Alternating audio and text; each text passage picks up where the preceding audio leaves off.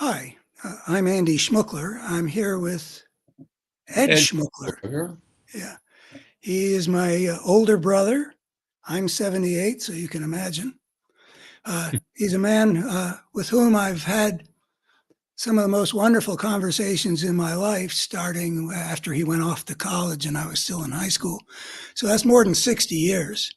And he's very supportive of his family, and I'm part of his family. And he knows that I'm on a venture here to get some ideas out into the world. And we thought that we'd discuss the present political situation, the upcoming election, in the hopes that there will be something that gets said that's enriching for us and enriching for anybody who's watching this video. So I'm passing the ball now to my brother Ed, who has a background in history and lit as an undergraduate, an MA in literature at Berkeley thereafter, but then eventually became a doctorate in clinical psychology, which he's been practicing for more than 40 years. So that's something of his background. And Ed, why don't you take us where you think we might find some rich pay dirt? Okay, and I will mention I am 81, going to be 82 shortly, just to complete the conversation about that. Um, I think you would agree that what is happening in the present moment, historically, especially in terms of the election, but also from a wider perspective, but let's focus on the election, is unusual, unique, maybe even we could go with stronger words. It's an exceptional moment in history of the United States and in some ways of the world. What do you think? Do you think that would you agree to that? Yeah, and at different levels. There's the immediate level of something extraordinary happening in the last, not even yet 3 weeks in the democratic world and in the American electorate generally, and we can talk about that we went in a way which I'm not aware of any precedent from it looking very likely that a fascist force was going to win the presidential election, in spite of the fact that it had exposed itself as being what it is in multiple ways over the course of years. That points to the other exceptional thing, which is who would have thought when you and I were growing up that we'd come to a point where American democracy was so seriously threatened as it appeared just 3 weeks ago to be. And the extraordinary thing which is also happening, I think, is that the weakening of goodness in America, putting it that way, we can go into what I mean by that. Over the past generation, the good side in America has been really impotent, well, way too impotent to defend the basic American values that have defined this nation from a rising fascist force. And I believe that what we're witnessing now, I'm not sure, but what we're witnessing now is at last, after over 30 years of liberal America not being able to go toe to toe with the rising fascist force, it looks like something has changed in liberal America, in pro-democracy America. So we really are able now to take it on and, I think, defeat it. What I'm struck by most in what you just said is the word fascist. I wonder if that feels true to you, that it's a real central concept that's bringing a lot of what you're talking to bear, that applies to a lot to what you're talking about.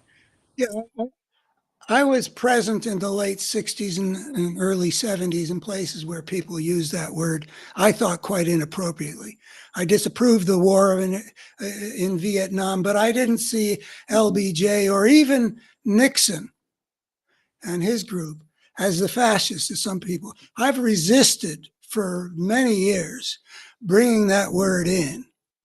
But beginning in 2004, there really was, and I wasn't the only one talking about it. There was a great statement from a Unitarian minister in Dallas, I think it was, talking about how W and the people around him were manifesting a number of the defining aspects of fascism.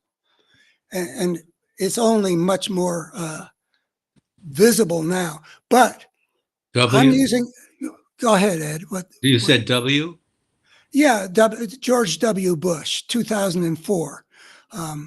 There were signs of, somebody had outlined 14 different components, but fascism isn't the only word we can use. I just like it because I think it captures and evokes something that is important for us to pick up on.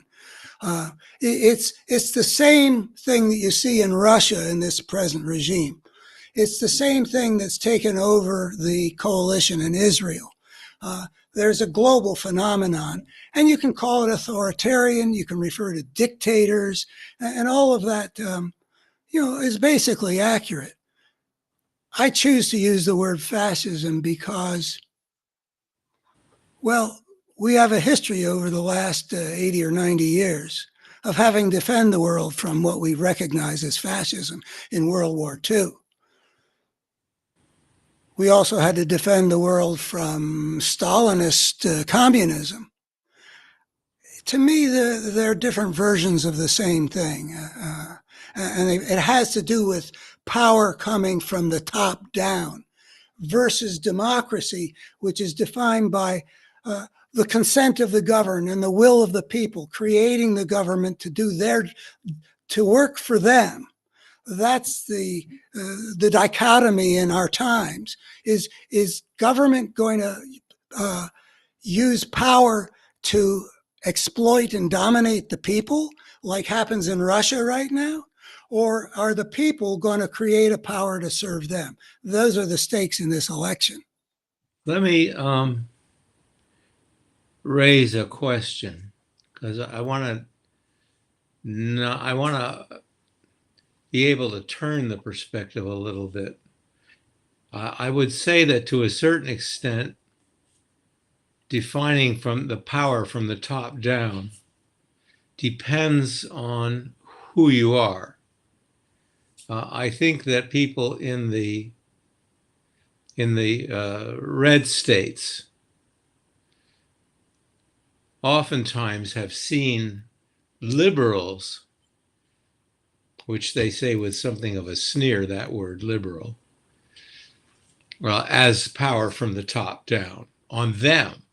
It depends on your perspective. And then there's the perspective of people like the Black people who've seen all government as power from the top down on them.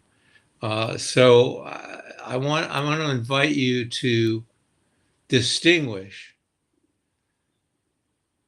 the kind of fascism you're talking about that is not dependent on who's looking. Well, first of all, with respect to oppressed minorities, the fact that Black parents have had to give the talk, is a sign of how imperfect our democracy has been. I don't want to pretend that the good side in this struggle is, anything like perfect. The fact that, I never had to give my sons the talk. It never occurred to me that if a routine traffic stop, they might get shot and killed. So there's a lot of history that we saw vividly in people's videos being played out in our own times that indicate that even if you have in part a democracy where the people actually elect their leaders and the law does rule and the law gets made by the representatives of the people, the people don't necessarily include everybody. So you had disenfranchisement of black people in the South for generations after the Civil War, which wasn't supposed to happen. You're supposed to get equal protection under the law. But, the Constitution's been violated. So it's imperfect, but I recognize that top down, bottom up, these are sort of partial things. And even at our best, the people with the money have always had more say. I mean, really bottom up would be, there's a case in 64 in the Supreme Court, Baker versus Carr, one person, one vote. It's all supposed to, like, every person is entitled to an equal voice because that's our idea of justice. But that's never been the case. But sometimes it's the case more than others as you get Republican legislatures disenfranchising people to make it not the people, but just us people, not them. I want to invite you to sharpen your concept of fascism here with respect specifically to this election, because I feel I'm in agreement with you that this is different. This is fascism, if only when it's not insane or bonkers. Nothing that keeps fascism from being insane. One of the most famous biographies of Hitler is called The Psychopathic God. Insanity and fascism are actually pretty good bedfellows. There's a craziness. Say more. Well, when you're the most powerful person in the country, like Stalin was too, whether it's fascism or not, but Hitler was, and your main motivation is getting more power. If you're Putin, for example, and you are the only voice in the country that gets to be heard, really, because you'll kill your opponents. Or gradually, suddenly, like what was his name? The guy who was killed on the bridge in Moscow about 8 years ago, or Navalny in the prison, that you kill him that way. Or the one in the airplane. Yeah, or the Russians flying out of the windows since the war started in various parts of the world. If you're already that powerful, and what you want to do most of all is extend your power to build back the Soviet Empire, so you're ruling Ukraine as well. I mean, ain't that crazy? It's actually interesting, and I don't know if it's taking us away from where we're going, but I am curious about something. Even though I'm a shrink, I don't work with people whose sole intent is to have power. I do work with people whose parents have You strong. deal with the victims. I have a client whose father and Trump look helpfully. It's helpful to see the connectedness, the similarity. It's illuminating. But I actually would like to ask you why you think that it is that somebody with as much power as, say, Putin would want to extend it. What do you think is going on there?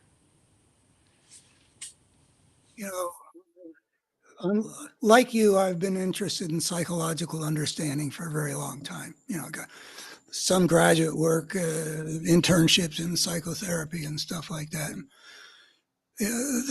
A whole lot about the human psyche remains in some ways mysterious, but let me just say that I know you've worked with trauma for many years, and I think what we often see is that people have been traumatized, and they experience the serious injuries of internal that they suffered as being the result of being weak. The powerful parent. I like that very much. It makes my mouth water. It feels so accurate. And I think it applies to, what's his name? Trump. Oh yeah, that one. Yeah, his Yeah. father drove the other son to kill himself with alcohol. Mary Trump, who's continually coming up in the news to talk about her uncle. She's the daughter of a guy uh, who was so abused by the power of their father, of his and Donald's father, that he died early. I didn't know that, and I'm is he an older brother of Yeah, I Trump's? think he's named, has the same name as the father. It's Fred Trump Jr., I think. Okay, well, because the reason I guessed that is because it's the younger brother watches the older brother and sees what happens to him and does something else to avoid it happening to them. So I don't think that's the case in our relation in our family, but we could. What's that? Your words stopped. We've agreed that we did have the same father, but also in some ways a different father That's from the true, other. right? But anyway, going back to the question, so if you've experienced yourself as weak, and that weakness is, exposes you to intolerable injury, then getting strength, being able to dominate the scene. I mean, what is he protecting himself from? I would imagine that at some unconscious level, he has a sense that there are threats out there that could destroy him. And I wonder if to jump right in now, whether he would perceive Kamala that way. As a threat? Absolutely, because he's acting. His people are telling him, "Look, stay on the issue. Stay on the issue. Talk about the About Trump or Putin now? Trump." Oh, I see. Yeah. Sorry, I forgot we Oh, were. okay. I was still dealing with why would Putin invade I was doing a Ukraine joke. when he already dominates the biggest Right. No, land area in the world, I was just doing a Joe. A joke or a jump, did you A say? Joe. Oh, I forgot what we were talking about. yeah. Oh, I see. But not Joe Stalin. We're talking about Joe Biden here. Yeah, that one. I call it doing a Joe. But yeah, I mean, Trump needs to dominate the scene. I mean, you can see, in a sense, he wants power, um, and that's the whole immunity thing. And the fascism on the court that runs the court now gave him the right to do whatever he damn pleases, more or less, No. and not be bound by the Constitution or the law because he's got presidential immunity. So he wants that power. Right. But I'm But in wondering if addition, Kamala is herself a threat to him. Uh, oh, he's he seems, losing it. He's losing it in her presence at the moment. They say. yeah, yeah, he is, and she is making him look weak and small. And I've got a piece in today's newspaper here in Northern Virginia uh, called "What If Kamala Continues to Make Trump Look Small and Weak?" And what I'm envisioning is the possibility. I mean, everybody's obsessed with Trump, and I am too. I mean, I've never paid so much attention to anybody. I'm so sick of him. But I've also been very fixated on the people who follow him, much more than liberal interpreters generally. And I think it's a lot because I had a relationship with these people back in the 90s. And I loved that relationship, and I loved the best of them. And I saw how these conservatives had so many fine values. And I've just been so disturbed to watch them attach themselves to somebody who represents the very opposite of all the values I admired in them. How do you understand that from knowing them personally and communicating directly with them? How do you understand that Well, uh, connection to him? Well, in this piece that's in the paper here today and in Lynchburg on Sunday, I suggest that, well, first of all, uh, the idea that brokenness begets brokenness is very fundamental to my understanding of what goes on in the human world. And the brokenness in question here is these people are not well integrated. There's the conservatism has a way of creating a sort of secret suppressed self, a conscious self that's really sincerely committed to the good. But the way that got taught was sufficiently injurious that there is a part of themselves that was defiant and held out on the treaty that got formed between the overbearing moralistic parent and the rising conservative. I mean, this is sort of an ideal type, and I'm not saying that all conservative upbringings create this division, but it is a tendency on the right that there is some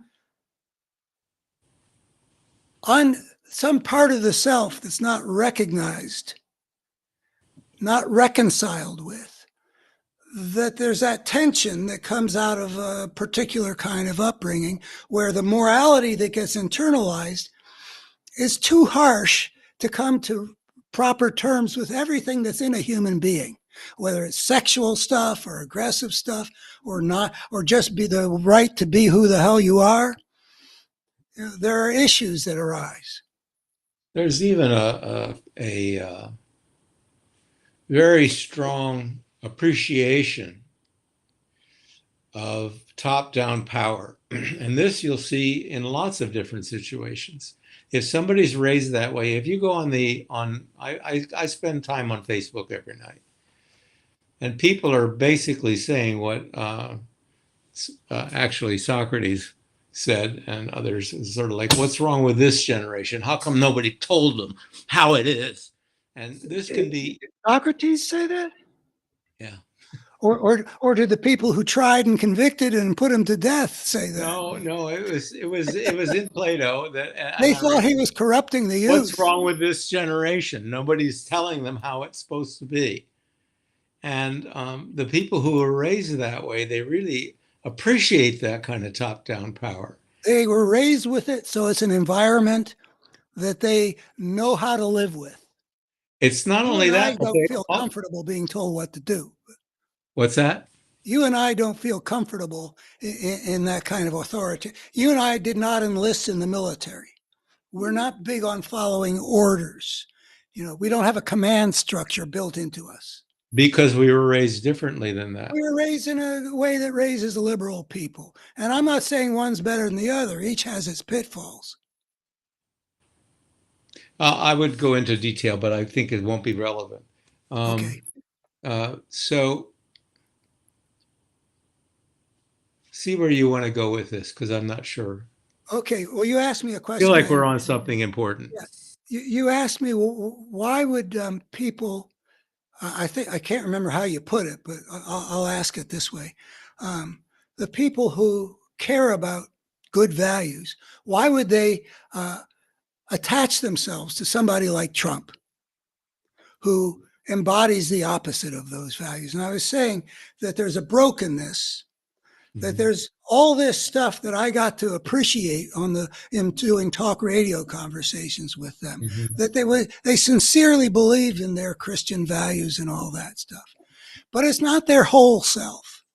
I mean, there's a passage in St. Paul where he says, the good that I would do, I do not. And the evil that I would not do, that I would, that I do, or something like that. And what I think that shows is he's identifying with the part of himself that would do the good that he doesn't do. But the other part that does do the evil that he would not do, that other part really did want to do it. And he's not owning it. He doesn't label it I. That's the lack of integration. And so what I think that somebody like Trump can do under the right circumstances, and the right circumstances is everything that the Republican world was able to do with the Republican base from the rise of Limbaugh and Gingrich on toward Trump, which is almost what is it, 25 years worth of propaganda that put people into a different, somebody like Trump with his real gifts. I mean, it's hard to quite put your finger on it, but there's a Agreed. genius at work there as far as I'm Yeah, concerned. I agree. And I get tired of I really like Lawrence O'Donnell. He's just so good in so many ways, but he keeps on belittling Trump and talking about how stupid he is.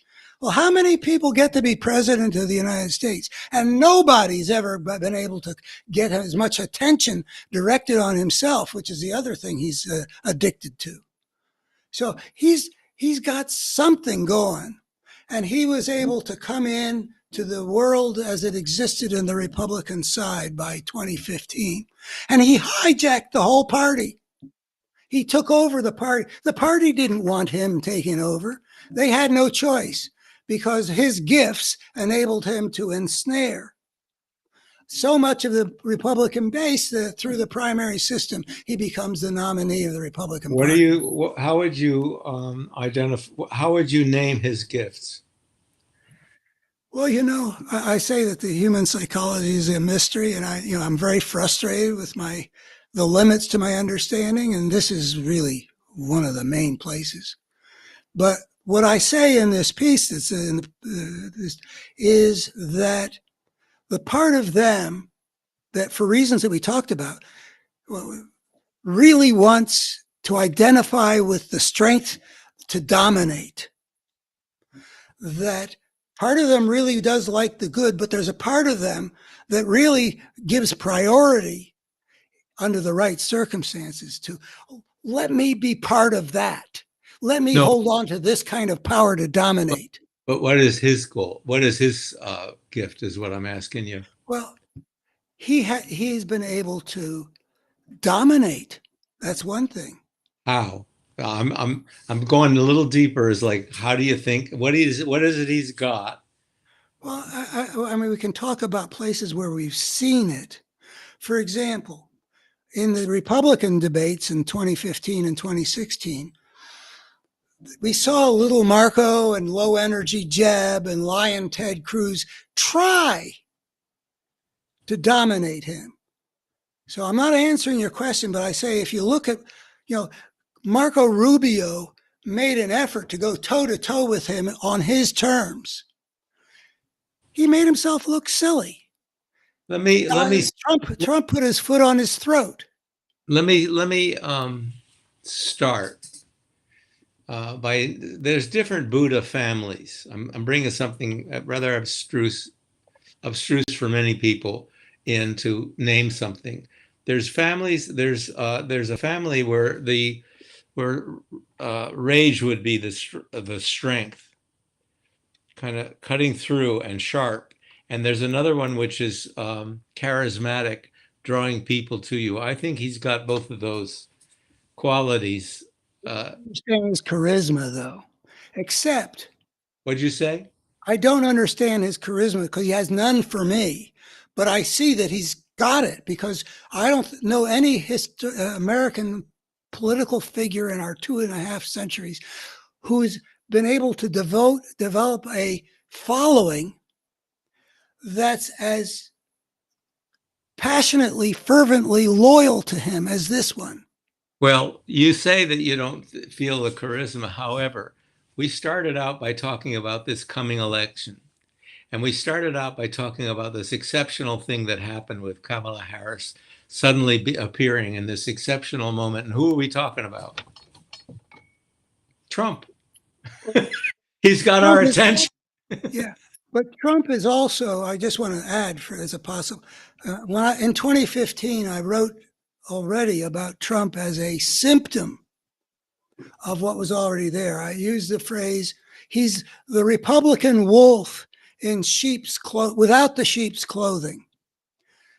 But the groundwork had been laid for a figure like him. So he comes in and he goes after the people that the Republican base has been taught to feel threatened by and therefore hostile toward, and he attacks them. And because they've been frightened by all these differences that the Republicans have played up, immigrants and black people, people of color, Muslims, all these people, and gay, trans, whatever, people who are different.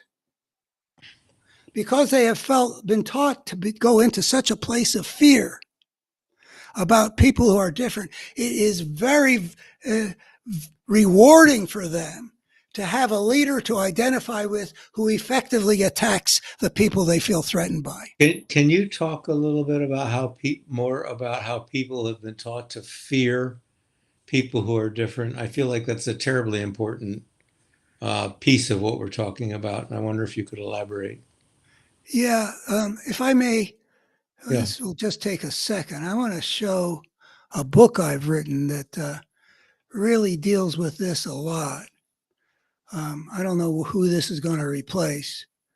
Oh, here's a book that was published in 1988, a sequel to The Parable of Tribes, about the ways that people get traumatized, injured, broken by the inevitable results of a creature stepping onto the path of civilization. And one of them has got to do, one of the sections of the book is got to do with the, let's see, I want to turn this off. The division of the world between good and evil. So that's part of it. If we're good and they're different, well, it follows. Also, there's an insecurity, a need for certainty that some people experience in a world that they've experienced is very dangerous. The more dangerous the world seems, the more people have a need to feel certain. So there's a section in that book called God's Truth, where people need to believe what they believe to be so true that there's no room for anything else. Everything else is the infidel or the devil's work or whatever. There's no room for those people who've come up with their answers. We've got our answers. It's got to be this. Otherwise, there's too much uncertainty, too much to be afraid of. And I wonder if you feel like there's more uncertainty now for people to deal with, especially the people who are in like the more red states, that they're contending with uncertainty in a degree that in a way that is exceptional. If anybody wants to read a piece I wrote in 2005 on my website about endoskeletons and exoskeletons, there's a sense in which I feel that the rate of cultural change and the nature of the cultural changes, you and I were both parts of the counterculture. And we may not have been as mindless as some about if it feels good, do it. And, some of the other sort of. I lay no claim to being not that. As my ex-wife said, when we take things apart, we find out that they come apart. Yeah, and what a line in that piece is, we tipped the boat, and the people on the right are the ones that got wet. That we were not sufficiently mindful of the need to make our transitions in ways that established good order. Because our part of in the counterculture, we didn't have a very profound understanding of the need for order.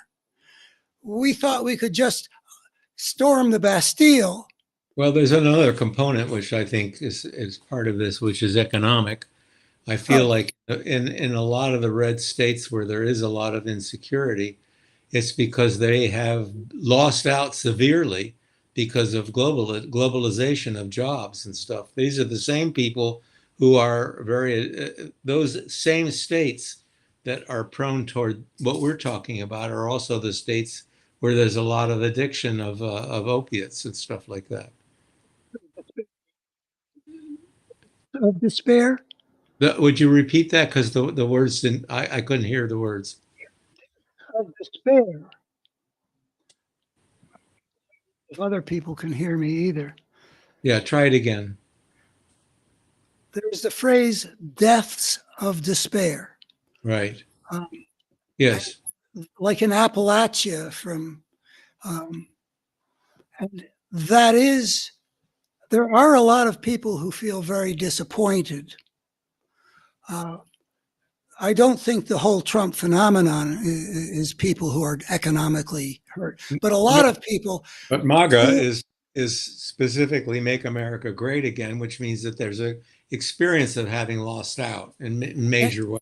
and there are many dimensions to it. The America they grew up in led them to expect a middle class life that they didn't get, but also they expected that as men, and the Trumpian world is overpopulated by young men, Hmm. that men were going, they grow up expecting to be able to play a particular role. And that means in relation to women. And so we can see that the role of women in our society now is very different from when we grew up in the 1950s or whatever. Major changes in which men are relatively less dominant and have less status. So there are a lot of young men who can't find young women who want what they have to offer. They don't need them anymore, and the world has been organized so that they are able to live a life that they don't need a man to sign for them to buy something. Those are big changes too. And you look at the television screen these days. We never saw a black face on TV in the 1950s. With Bill Cosby and stuff like that, it just was very gradual. But now we are a society in which white people are no longer the ones simply running the show. And then economically, we have a bigger gap between the richest and the rest, and the richest have tried to displace the frustration onto onto vulnerable people. The immigrants are taking your jobs. No, it's the corporate system that's holding you down. But the Supreme Court will make decision after decision, which hands more power to the corporate system at the expense of the power of ordinary working people. I love what you're saying, and I think it's super right on. And I think we can see this now being played out in this particular contest, where Kamala Harris has suddenly become the competition with Trump. And I wonder I wonder how you think that's going to go, is really what I wonder. There's one question in my mind. What's I that? tend toward optimism. Can you hear me Mhm. okay? Yeah. I've been watching the futures markets, which have continued to rise, not overnight, but like there's a tide coming in, and we won't know what the high tide is until we see it stabilize or recede.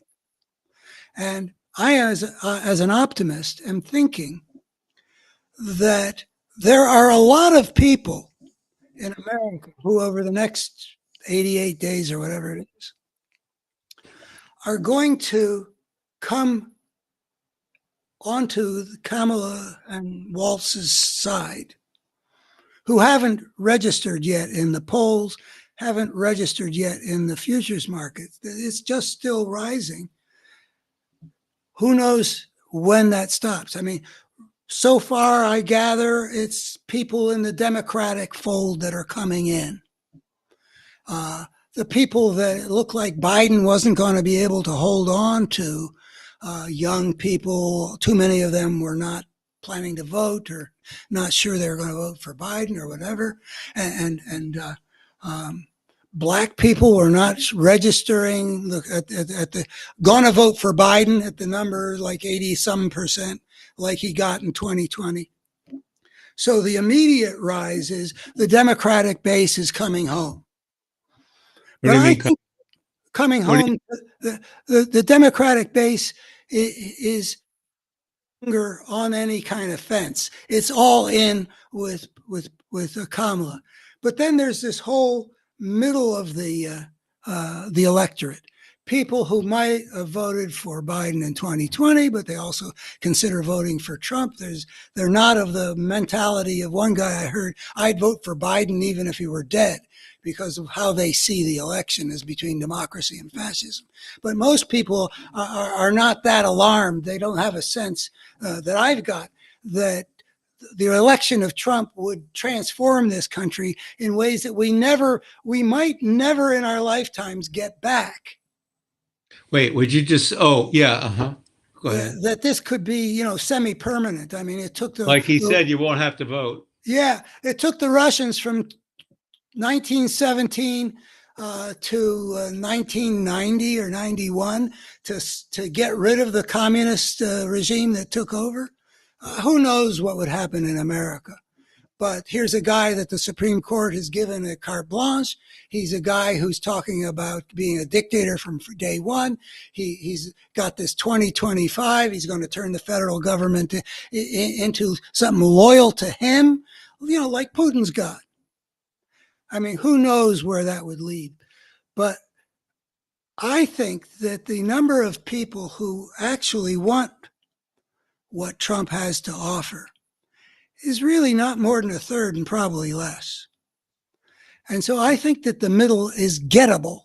And when they see, I mean, people are talking now, I watch MSNBC, about these happy warriors, that they're bringing joy back into politics, that they're having fun. And meanwhile, Trump is unraveling.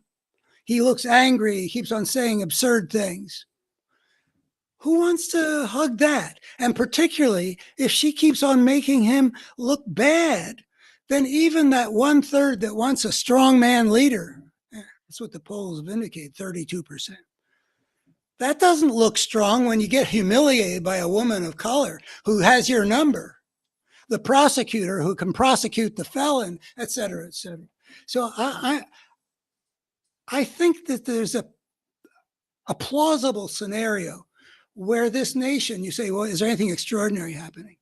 The extraordinary thing may be a new birth of freedom, to use Lincoln's phrase. There may be a spiritual transformation where the people who went over to fascism let go of their attachment to this lying bully.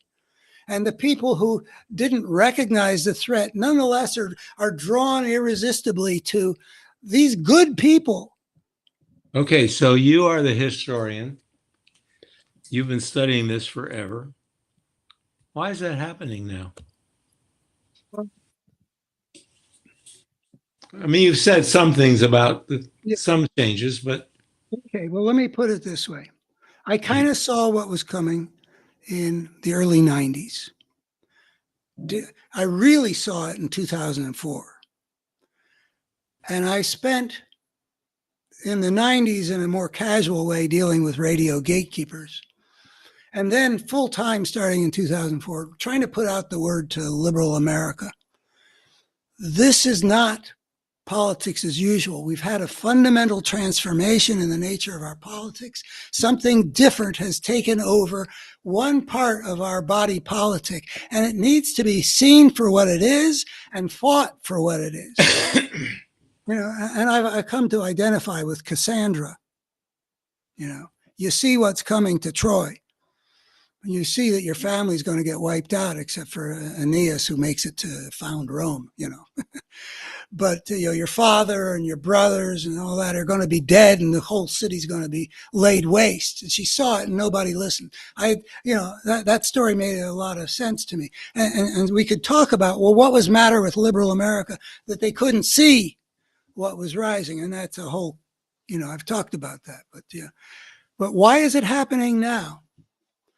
Well, you cannot see something like what it means to have a Rush Limbaugh talking and a Newt Gingrich and a Fox News and W with Karl Rove being his brain and the way that they dealt with Obama with across the board. You can not see that kind of thing. But Trump has escalated things to the point where how can you not see it? I mean, some people don't see it, apparently. But liberal America has been seeing it with increasing intensity since Trump got elected and took the presidency in 2017. And then he refuses to accept an election, and he still controls that party. How does that happen? We just see things that are just unthinkable. The guy commits a whole crime wave in front of us, and the Republican Party renominates him. What the hell's going on? How can you not see something terrible is going on? So that's why it's happening now. And we have the good fortune, like God was looking out for us, that the Biden people, I'm working on an op-ed about how sometimes the tiniest things can have the greatest consequences. For reasons of their own, the Biden people want an unprecedented early debate.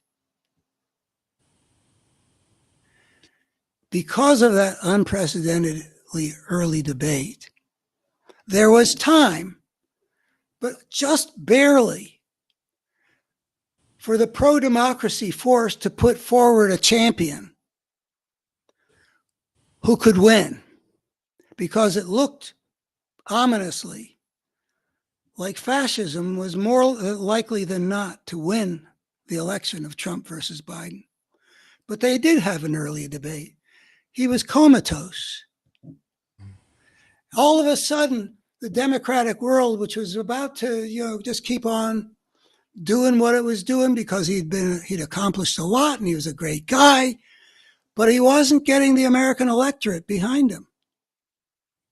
He wasn't showing signs that he could protect American democracy from its destruction in the presidential election. And all of a sudden, people were saying, we can't go to battle with this and lose. This is a must-win election.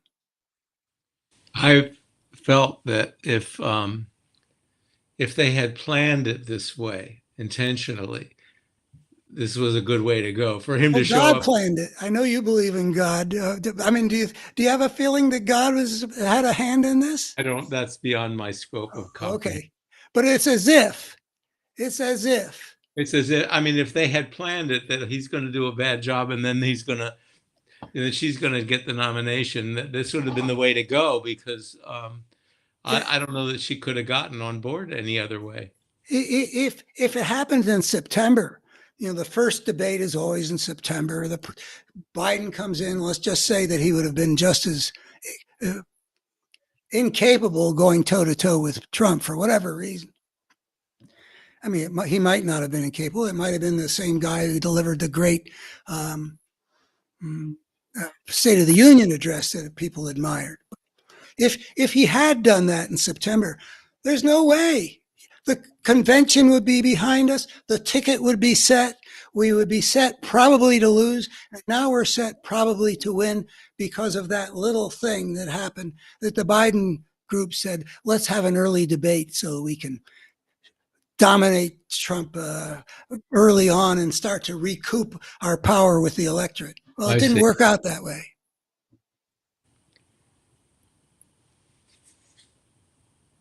Let me just take a second. I wonder if you could focus on her a bit. I'm not sure what question to ask to draw you out, but in terms of, I want to say what you see. Well, that's a vague question. Yeah, that's fine. Let me just say that I underestimated her based on conclusions I drew earlier on. At first, I was excited by her back in when there was first talk, the very, very, very, very first rumblings of getting a campaign for the Democratic nomination. I actually wrote her a letter proposing a role for her to play to go after Trump in a way that I thought she would be able. This is like early 2019 or late 2018. And to run for president doing that, and then be ready to hand the ball over to Biden. Because Biden was not going to be capable of waging that kind of prosecution. It needed to be done. Anyway, I thought she had that capability. Everybody knows that her 29 campaign was a failure, that she made some mistakes. I followed that, and I thought, oh well, I guess she doesn't have what I originally thought was good. So I kind of wrote her off, and she became vice president. And I didn't really go pay that much attention, but I just watched the press that she got, and it wasn't that great. What kind of mistakes has she made? I'm not aware. You said everybody knows. I don't. I didn't pay that much attention, but when she spoke and was quoted, it was like, and I don't think the Biden administration did her any favors in the first couple of years, though I can't detail that either. But I mean, people are talking about you want a vice president you can meet with and form a partnership with, like No, with, he sent her off on. yeah. So Gross. anyway, I thought he and during that time when Biden hadn't was still on the ticket and was refusing to step aside, which frightened the hell out of me. During that time, I really didn't want him to endorse Kamala Harris, or for people to assume, therefore, it obviously has to be Kamala Harris. I said, let's have a competition. And if she wins that competition, then fine. But let's have all the delegates. I didn't think that she was going to be our best candidate. I underestimated her because she's been performing so well. I mean, our mom was a theater person. She's got chops in that department. She's able. I mean, first of all, there's the scripts. Well, let's come back to the script, which is another dimension. But she's able to use her face and her voice, and with the protesters in Michigan the other day, her eyes. She is able to perform her laugh. She's able to perform a genuine person that you respond to in an emotional way because she's the real deal. She's not expressing, something that it's not an act, but she's able to enact what's real for her, like a good theater person can do. And that means that she will connect with people. And by the way, Waltz, you and I are Minnesota boys. This guy is perfectly designed to get the vibration out of middle America that we grew up in. And he apparently, I just read this yesterday, spent like 18 months carving this spot out for himself. He strategized to get into this position. Well, I knew that he kind of ran for it as soon as he'd been working on it for a year and a half. Gotta hand it to a guy who can do that. That works. That means he's a man who could. Just an ordinary guy that happens to know how to spend 18 months to get in the position he's in. I mean, but he's also real. Yeah. He also, and both of them have a sense of humor. I mean, the way that Kamala Harris is shrinking Trump is with her mockery. Say it to my face. I know his type. Weird. She's able to belittle him. I mean, I don't know that I could do that. I tend to be, one of the Hebrew prophet types that, the Lord saith, thou shalt not violate the Constitution. Right. But that seems like there's a better way to do it, apparently. And she's doing it. And so is Waltz. And by the way, I just want to throw this in. The guy that has predicted every election since I can't remember what, using certain Columbia or City College or something. Yeah, and he's using certain kinds of markers that are, and he said it was going to go this. He said that basically the Democrats are going to win based on all the markers, and he also stuff like that. He also said that before that they were going to lose, didn't he? I don't know that. Before the switcheroo? I don't think so, but I don't know. But no, he said this is independent of the switch. But there's also the scripts. if you look at the way things are composed when she speaks, I don't know how much the credit is that she's doing it. It's not off the cuff, though I think she's able to do off the cuff pretty well. So, I mean, you don't get to be a district attorney and attorney general without having to be the ability to think on your feet and make the case. But when Trump went to the black journalists thing, and he did that crap that he did there, when did she become black? Is she black or is she Indian? Completely bogus stuff. I see that when people talk, and I think they're right. He's appealing to his racist base. Yeah. But which is stupid because he's got them and he needs other people. But anyway, in addition to that, I think that he wanted to direct attention to the issue of race. There are a lot of Americans who are not completely comfortable with people of another race. I myself don't feel 100% as comfortable with people of a different race as I do with people of white. It's a pretty high percent, but it's not like 100%. It's not easy to wrap everybody into one's us equally. At least that's my experience. But he knows that there's a lot more than that in a lot of people who aren't necessarily white supremacists. So if he can make people think of her in terms of, oh, she's a black woman, he will hit a sore spot in the American psyche in which racism has been boiled in for centuries that will help to prevent them from attaching to, she's my champion. Go after her as a woman, go after her as black.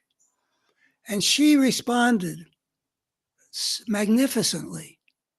She says it was the same old story, the same old divisiveness and lack of respect. America deserves better. And then she went through several things that Trump was doing right there that America deserves better than, without ever stepping into the race trap. Changed the subject entirely from the issue of race, left that behind just to expose Trump's defects to the American people. I thought it was a masterpiece, even if it was only 100 words long. I don't know if this is relevant, but I do know that for me, in the first women's liberation movement, I was on the other side. I took the defense, went on the offense about it, lost a marriage.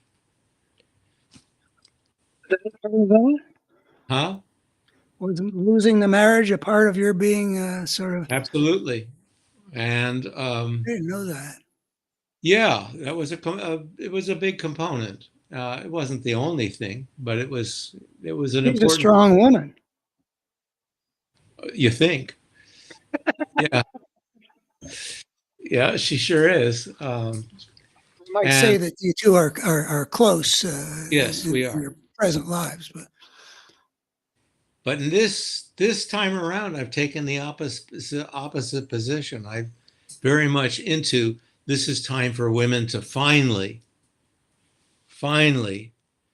change the position that they've been forced into by the patriarchy, and so that is a major reason why I'm all for this one. I just wanted to throw that in there. I don't know if that's relevant in terms of our conversation. I like that too. I've undergone some changes. I'm not going to say I've traced the same thing, but I love old movies. I watch movies from the 30s and the 40s and into the 50s and beyond. But especially the world that we grew up in produced a lot of movies in which I can watch our heroes behaving with women. And the balance of power between men and women that the movies are completely accepting as this is the way it's supposed to be. So, which you know from the fact that, for example, I watch movies in which the hero that we're identifying with, that we think is a perfectly good guy, that we're happy to identify with, he will grab a woman and force a kiss on her, and the movie's saying this is okay. The whole idea that, I mean, it's not like endorsing Harvey Weinstein or Donald Trump version of male dominance, but a degree of male dominance that, looking at it as I have, over the years, and doing oh my, I grew up in a world where this was considered okay, and I don't consider it okay anymore. Mm-hmm. And I've had to adjust in some ways. I remember the first time I saw a woman anchoring the news. She wasn't Walter Cronkite. I thought Walter Cronkite was the kind of person who would anchor the news. But gradually, one adjusts to cultural changes. Particularly, you and I had a strong and accomplished mother, so we didn't maybe have to make as big of a transition to being in favor of the new equality as somebody who gets brought up in a house where the father rules the house.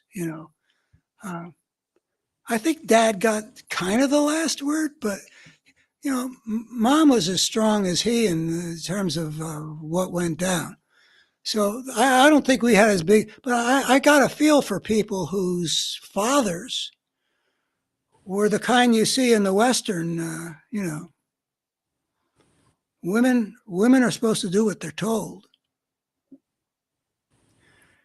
That must be a hard shift to make in the course of one lifetime. And we'll see how far it will go. Well, do you think a lot of people will not vote for her because she's a woman, or because she's got the kind of ancestry she's got, which isn't, the people who signed the Declaration of Independence? Yes, I think a lot of people won't vote for her because of those reasons. Absolutely.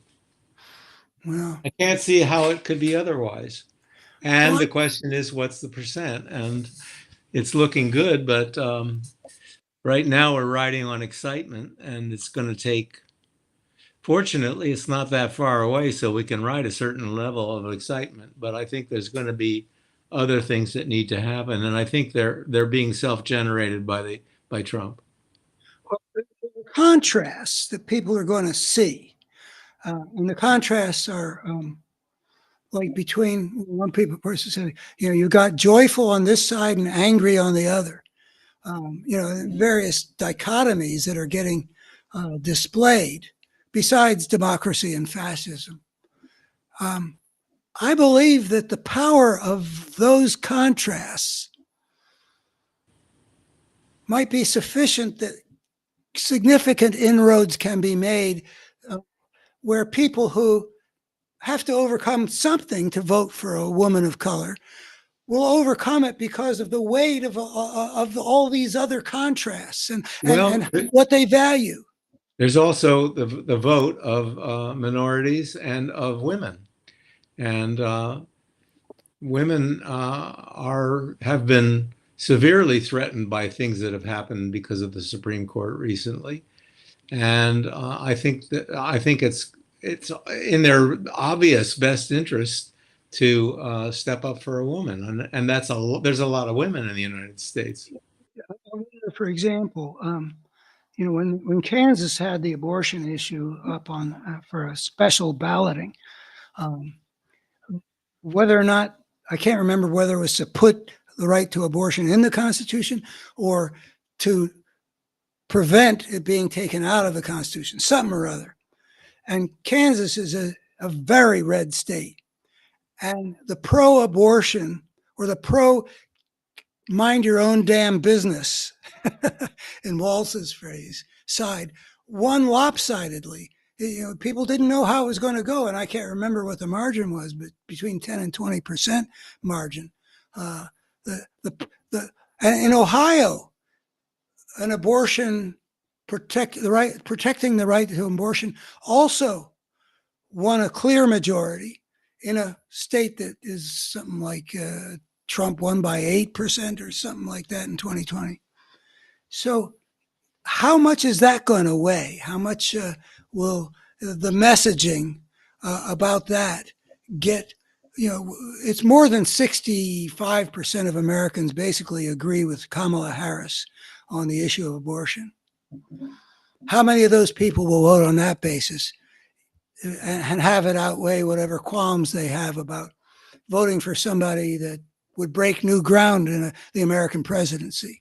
Well, you've talked about how threat is a powerful force in elections, the threat to women has been very pronounced since the Roe versus Wade was overturned, and so I would be shocked if that wasn't a major component of what will happen next, whichever way it goes.